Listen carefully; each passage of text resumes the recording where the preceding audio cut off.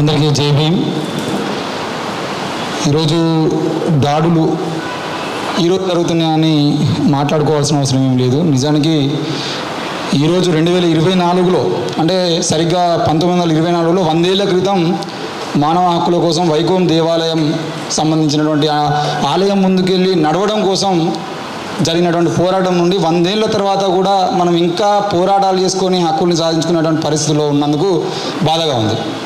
ఎందుకంటే నేను మొన్న జరిగినటువంటి శ్రీరాములు శ్రీనివాస్ హత్య కేసుకు సంబంధించిన విషయంలో కూడా మాట్లాడుతూ ఎన్ని రోజులు ఇంకా ఈ హత్యలకు సంబంధించిన విషయంలో వీటికి సంబంధించిన విషయంలో న్యాయ పోరాటాలు చేయడం కోసమే సంఘాలు నడుపుతున్నటువంటి వాళ్ళలాగా కొంతమంది నాయకులు చేయడము, అంటే వాళ్ళు ప్రతిరోజు దాడులు జరగడమే, ప్రతిరోజు న్యాయం కోసం పోరాడమే. ఇక్కడనే మా DBF శంకర్ అన్నాడు, ఎంతోమంది ఉన్నారు. అంటే 40 ఏళ్ల క్రితం జరిగినటువంటి చుండూరు కారం చెడుకు కూడా ఇంకా ముద్దాయిలు ఎవరు అని, ఆ కారం చెడు నిందితుని చంపింది ఎవరు, చుండూరు మాలని చంపింది ఎవరు అని చెప్పేసి పోస్టర్లు వేసుకొని బ్యానర్లు వేసుకొని ప్రతి సంవత్సరం మనం మాట్లాడుకునేటువంటి పరిస్థితిలో ఉన్నందుకు ఎంతో బాధపడుతూ ఉన్నాం. ఇక కదిరి గారి మీద ఈరోజు జరుగుతున్నటువంటి దాడి ఈరోజు జరుగుతున్నాయి కాదు, మీరందరూ గమనిస్తున్నారో లేదో, తెలంగాణ రాష్ట్రంలో ఎప్పటి నుండో కేవలం బహుజనవాదము, బాబాసాహెబ్ అంబేద్కర్ సిద్ధాంతము, కమ్యూనిస్టు సిద్ధాంతం పేరుతోని ఎవరైతే బహిరంగ సభల్లో విపరీతమైనటువంటి ప్రసంగాలు చేస్తూ ఎక్కువ మందిని, లక్షల మందిని మమేకం చేయగలిగేటువంటి శక్తులుగా తయారవుతున్నారో వాళ్ళందరినీ గ్రామాల్లో తిరగనీయకుండా, మాట్లాడనీయకుండా చేయాలన్న కుట్ర ఒకటి జరుగుతూ ఉంది. దానికి సుజాత సూర్యపల్లి గారి శాతవాహన యూనివర్సిటీలో సుజాత సూర్యపల్లి గారు మనుస్మృతిని దహనం చేసేటువంటి కార్యక్రమం చేస్తే భారత్ మాత విగ్రహాన్ని అంటే తగలబెట్టిందని చెప్పేసి ఆమెను శాతవాహన యూనివర్సిటీలో ABVP వాళ్ళు దాడి చేసి మాట్లాడకుండా చేసేటువంటి ప్రయత్నం చేశారు. ఆ రోజు నుండి శాతవాహన యూనివర్సిటీలో ఏ కార్యక్రమం పెడదామన్నా కూడా అడ్డుకునేటువంటి ప్రయత్నం, సుజాత మేడంని కార్యక్రమాలకు రాకుండా ఆమెను ఆపేటువంటి ప్రయత్నం జరుగుతూనే ఉంది. తర్వాత RS ప్రవీణ్ కుమార్ అనే వ్యక్తి జగిత్యాల్లో బాబాసాహెబ్ ఇచ్చినటువంటి సూత్రాలను చదివేదంటే వీడు ఎట్లా చదువుతాడో అని చెప్పేసి గొడవలు చేసి రాష్ట్ర వ్యాప్తంగా గొడవలు చేసేదంటే, ఆయన సెక్రటరీని తొలగించాలని BJP నాయకులు గొడవ చేసేదంటే ఆయన రాజీనామా చేసి బయటకు రావాల్సిన పరిస్థితి. చివరికి ఆయన మీటింగ్లలో కూర్చొని నేను హిందువునండి, నేను అసలు వేరే బుద్ధిస్టును ఏం కాదండి అని చెప్పుకునేటువంటి పరిస్థితి వచ్చింది. తర్వాత రింజల రాజేష్ మీద, తర్వాత బైర్ నరేష్ మీద, ఈరోజు కదిరి గారి మీద ఇవన్నీ ఎందుకు జరుగుతున్నాయనంటే రేపటి రోజున ఎక్కడ అంబేద్కర్ విగ్రహం పెట్టినా, ఇంకా ఇక్కడ ఏ మీటింగ్ పెట్టినా మాట్లాడటానికి వక్తలు ఉండద్దు. ఇక ఇంకెవరున్నారో మా అంటే ఇంకో 2-3 శంకరన్న లాంటి వాళ్ళు, లేదంటే స్కైలాబన్న లాంటి వాళ్ళు, లేదంటే కాశీమన్న లాంటి వాళ్ళు, ఇంకో 4-5 ఉండేదంటే వీళ్ళ మీద కూడా దాడులు చేస్తే రేపటి రోజున అంబేద్కర్ విగ్రహం పెడుతున్నాం, పూలే విగ్రహం పెడుతున్నాం, ఎవరిని పిలుద్దామంటే అయ్యో నరేష్ని పిలిస్తే గొడవలు అవుతాయి, రాజేష్ని పిలిస్తే గొడవలు అవుతాయి, కదిరి పిలిస్తే గొడవలు అవుతాయి, ఎవరిని పిలవాలి మరి? అంటే మనకు మాట్లాడే గొంతుకలు లేకుండా చేయడం వల్ల టార్గెట్ అది. ఉత్తరప్రదేశ్లో దాడులు జరుగుతున్నాయి, బుల్డోజర్ రాజకీయాలు ఉత్తరప్రదేశ్లో, లేదంటే ఇంకేదో అనుకుంటున్నాం, కానీ బుల్డోజర్ రాజకీయాలు తెలంగాణలో ఎప్పుడో మొదలైనవి. లేకపోతే ఇక్కడ 8 మంది ఎమ్మెల్యేలు, 8 మంది ఎంపీలు, 10 ఏళ్ల క్రితం ఒక్కడున్నటువంటి ఎమ్మెల్యే నుండి ఈరోజు 8 మంది ఎమ్మెల్యేలు, 8 మంది ఎంపీలను ఎవరు గెలిపించారు? మొత్తం నిజామాబాద్, ఆదిలాబాద్ జిల్లా మొత్తం ఆఖరికి మాజీ ముఖ్యమంత్రి కేసీఆర్, ఇప్పుడున్నటువంటి ముఖ్యమంత్రి రేవంత్ రెడ్డిని కాదని ఒక వ్యక్తి ఎమ్మెల్యే గెలిచిందంటే వాళ్ళు ఎంత పకడ్బందీగా ప్లానెడ్గా వర్క్ చేసుకుంటున్నారన్న విషయాన్ని మనం ఆలోచించుకోవాలి. ఈరోజు దళిత సంఘాలు, బహుజన సంఘాలు ఎక్కువైనాయి, సంఘాలలో పనిచేసే నాయకులు తక్కువయ్యారు. ఈరోజు ఒక్క నాయకుడి మీద దాడి జరిగినప్పుడే మనం, అంటే ఇంతకుముందు ఒక సామెత ఉండేది, ఒక ఆఫ్రికన్ రచయిత చెప్పినట్టుగా, వాళ్ళు మొదటగా మా ఊరిలోకి వచ్చి నాస్తికుల మీద దాడి చేసినప్పుడు నాకెందుకులే అనుకున్నా, క్రిస్టియన్ల మీద దాడి చేసినప్పుడు నాకెందుకులే అనుకున్నా, లేదంటే ఇంకోరి మీద దాడి చేసినప్పుడు నాకెందుకులే అనుకున్నా, చివరికి వాడు నా మీద దాడి చేసినాక వచ్చిండు, వెనక చూసుకొని అయ్యో అని మొత్తుకుంటే నా వెనకాల ఎవరు లేడు, వాళ్ళని అందరినీ దాడి చేసి చంపేసిన వాడు. ఈరోజు పరిస్థితులు అట్లే ఉన్నాయి. ఈరోజు కదిరి గారి మీద దాడి జరిగినప్పుడు కూడా మనం స్పందించకపోతే రేపటి రోజున నీ బిడ్డల మీద, మీ చెల్లెల మీద, మీ అక్కల మీద అత్యాచారాలు చేసుకుంటూ పోతే ఉంటే కూడా మాట్లాడడానికి ఎవరు రాడిగా.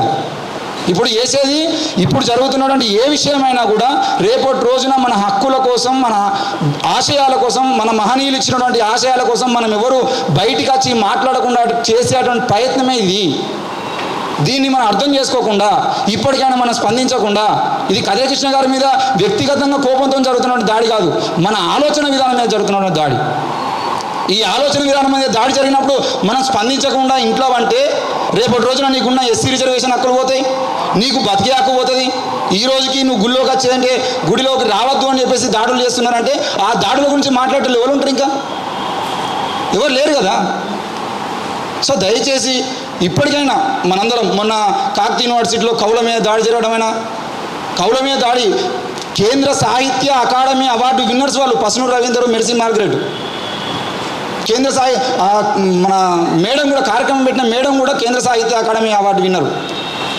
కేంద్ర సాహిత్య అకాడమీ ఎవరిచ్చారు మరి వీళ్ళకు అని అంటే ఇదే బీజేపీ పాలనలో వచ్చింది కదా మెర్సీ మార్గరెట్కి. అంటే బీజేపీ పాలనలో కేంద్ర సాహిత్య అకాడమీ అవార్డు పొందింది అంటే ఆమె ఎంత గొప్ప రచయితను మనం అర్థం చేసుకోవచ్చు. వాళ్ళ మీద దాడులు దేనికి సంకేతం?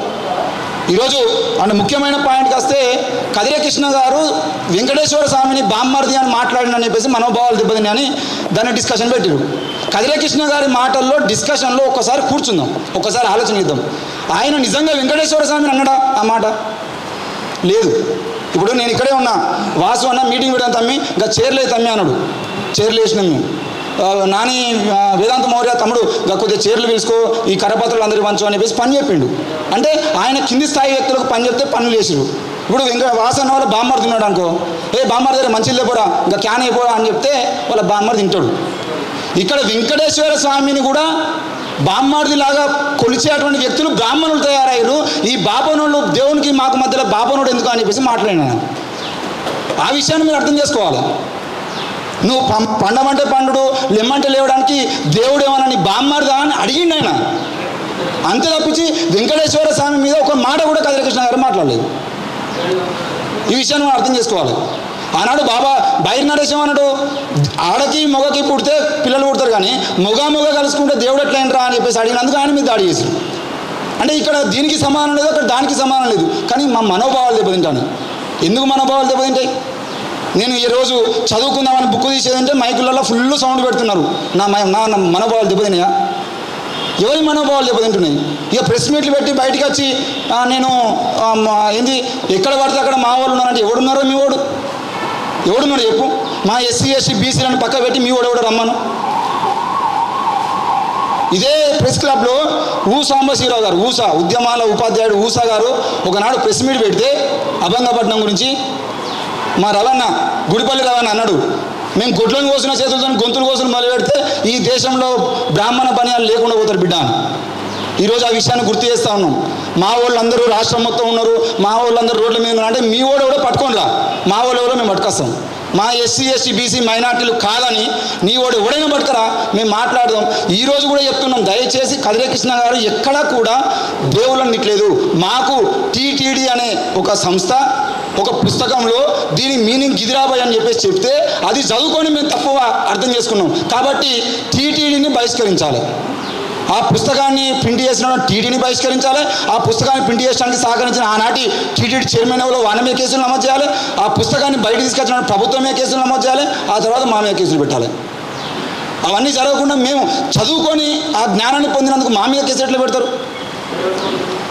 ఇవి అంటే మనం అర్థం చేసుకోకుండా ఈ ఉద్యమాల్లో మనము భాగస్వామ్యం కాకుండా ప్రతిదానికి మనం స్పందించి ఏమి జరుగుతుంది ఎట్లా జరుగుతుంది లోతుగా అర్థం చేసుకోకుండా కదిరే కృష్ణ గారి దగ్గరనే ఇది స్టాప్ కాకుండా పోతే, ఇది ఈ రోజుకు అంతం కాకుండా పోతే చీకోటి ప్రవీణ్ లాంటి చీకటి దందా చేసేటువంటి వ్యక్తులు కూడా రేపటి రోజున రోడ్ల మీకు వచ్చి కేవలం చీకోటి ప్రవీణ్ లేదంటే ఇంకో 2-3 వ్యక్తులు వాళ్ళు బతకడం కోసం హిందుత్వాన్ని అడ్డం పెట్టుకున్నారు. ఈరోజు కేంద్రంలో నరేంద్ర మోడీ అధికారం కోసం ఎట్లయితే బీజేపీని హిందుత్వాన్ని అడ్డం పెట్టుకున్నాడో ఈరోజు చీకోటి ప్రవీణ్ తెలంగాణలో తన గోవాలో నడిపించేటువంటి క్లబ్బులు పబ్బులు ఏవైతున్నాయో ఆ పబ్బుల్ని హైదరాబాద్ కేంద్రంగా నడిపించడం కోసం, గంజాయి కేంద్రంగా హైదరాబాద్ని మార్చడం కోసం, ఇక్కడ కూడా గోవా కల్చర్ని తీసుకురావడం కోసం, ఇక్కడ ఆల్రెడీ 8 మంది ఎమ్మెల్యేలు 8 మంది ఎంపీలు ఉన్నారు కాబట్టి, ఆల్రెడీ సహాయ మంత్రులు ఉన్నారు కాబట్టి వాళ్ళందరి సహకారంతో హైదరాబాద్ని కూడా గోవా లాంటి ప్రాంతం చేసి ఇక్కడ పబ్బులు పెట్టుకోవడం కోసం చేస్తున్న కుట్రలో భాగమే ఇదంతా.